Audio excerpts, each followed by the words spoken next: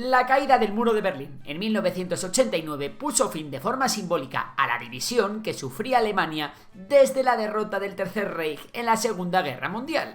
Sin embargo, después de 35 años, siguen en pie unas fronteras clarísimas en la sociedad alemana que son justamente fruto de la pasada división.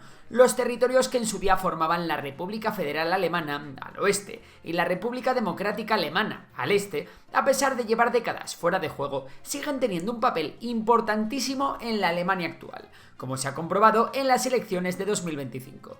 Por ello, hoy, en Memorias de Pez, hablamos de las dos Alemanias. ¿Por qué existe esta división a día de hoy? ¿Qué implica en la sociedad alemana? Vamos a responder a estas preguntas. Tras derrotar al régimen nazi en la Segunda Guerra Mundial, las potencias aliadas ocuparon militarmente el territorio alemán. Al este, los territorios de Alemania, además de la mitad de Berlín, pasaron a estar controlados por la Unión Soviética, frente a los Länder del oeste, que quedaron bajo influencia estadounidense, francesa y británica, eso sí de forma separada. Aunque las que estaban partiendo el pastel eran estas cuatro potencias, la disputa se daba claramente entre el bando de los soviéticos y el bando del resto. Ya sabéis, la Guerra Fría. A pesar de que siempre se tuvo en mente la reunificación de todo el país, en 1949 Francia, Reino Unido y Estados Unidos llegaron a este acuerdo y el lado oeste se unió para crear la República Federal Alemana, más conocida como la RFA. La Unión Soviética, ante la amenaza que esto suponía, respondió uniendo sus territorios en Alemania, instaurando así la República Democrática Alemana, más conocida como la RDA. Ahora, en lugar de una Alemania, teníamos dos países muy diferentes entre sí. Y aunque la expresión de las dos Alemanias nos lleva a pensar que esta división era más o menos similar en cuanto a tamaño, la parte correspondiente a la RDA equivalía a un cuarto del total de Alemania. Para que te hagas una idea, en 1950 esta parte contaba con 18,9 millones de personas, frente a los 50,8 millones de habitantes de la parte occidental.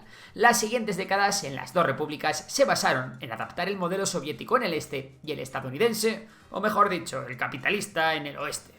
Frente a un sistema proteccionista y con un mayor papel del Estado, la economía del oeste se entregó más al mercado, a la competencia abierta y a una menor dependencia del poder central.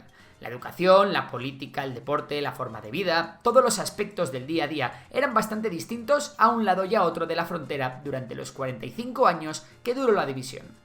Sin embargo, a medida que la degradación de la calidad de vida y la pérdida de eficiencia de la economía soviética iba en aumento, el desencanto de los ciudadanos del este de Alemania crecía. Así, a pesar de que el paso entre repúblicas estaba prohibido, muchos alemanes del este intentaban entrar en el oeste, que parecía más próspero y abierto. Esta diáspora generó todavía más diferencias entre la ya rica República Federal del Oeste y la no tan rica República Democrática del Este, que de democrática realmente solo tenía el nombre. El resto de la historia ya te la sabrás. La Unión Soviética colapsó, el muro de Berlín cayó aquel 9 de noviembre de 1989 y comenzó la llamada reunificación, en la que el este debía intentar adaptarse a la velocidad de la República Federal Alemana. En este momento tendrás varias preguntas. Primero, ¿cómo fue este proceso? Y segundo, ¿qué problemas se dieron para ver las diferencias que existen hoy? Y sobre todo, ¿por qué en el este ganan los partidos políticos más radicales? Empecemos por el principio. La integración de la República Democrática dentro del sistema federal del oeste fue gradual y costosa. El por entonces canciller alemán Helmut Kohl, el cual era de centro derecha, es decir, de la CDU, también conocida como la Unión, tuvo que lidiar con los problemas que conllevaba el trasladar un tejido empresarial protegido y de competencia limitada, como lo era el del este alemán, a un sistema más globalizado y competitivo.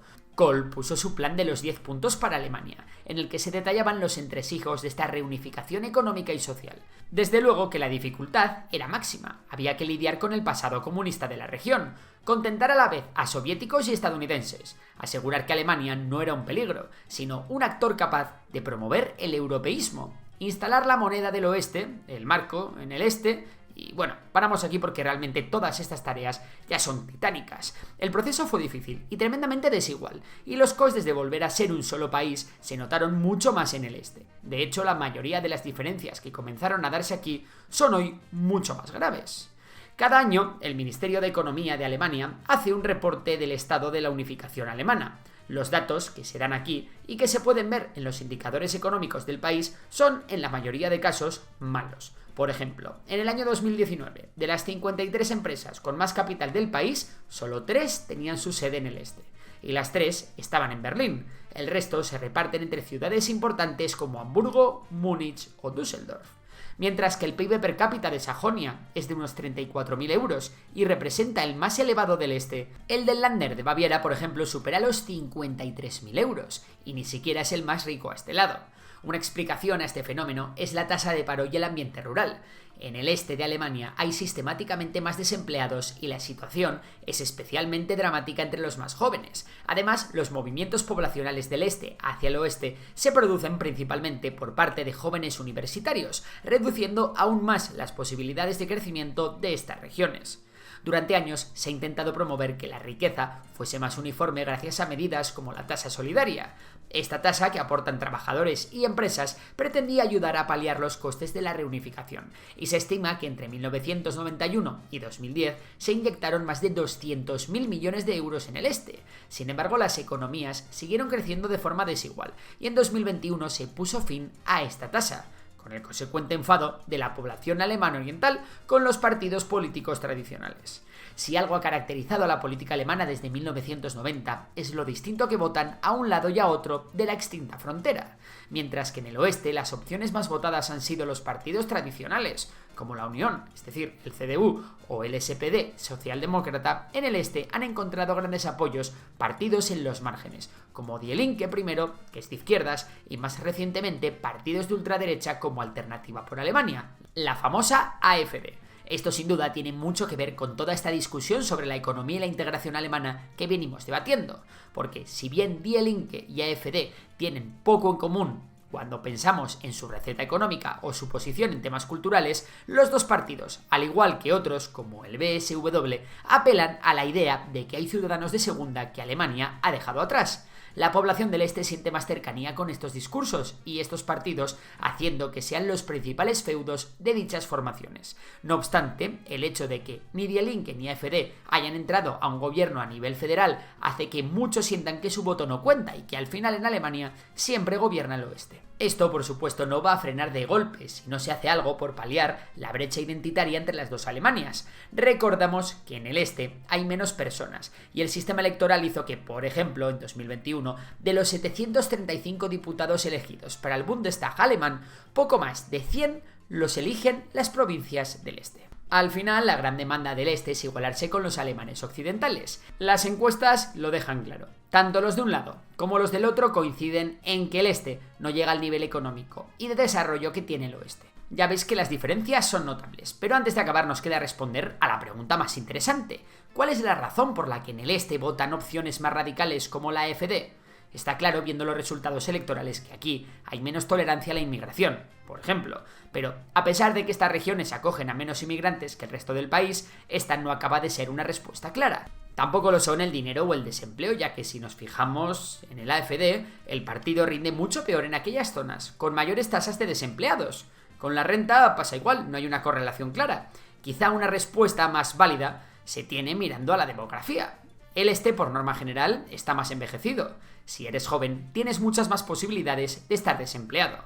Además, tanto los jóvenes como los mayores del este tienen menos capacidad adquisitiva que un perfil similar en el oeste. Como hemos comentado, creemos que la razón última para este voto extremista radica en la profunda desafección que sienten los alemanes del este, una sensación de olvido que es fácil de capitalizar por partidos extremistas y culpabilizar a una inmigración que realmente no es tan grande en el este.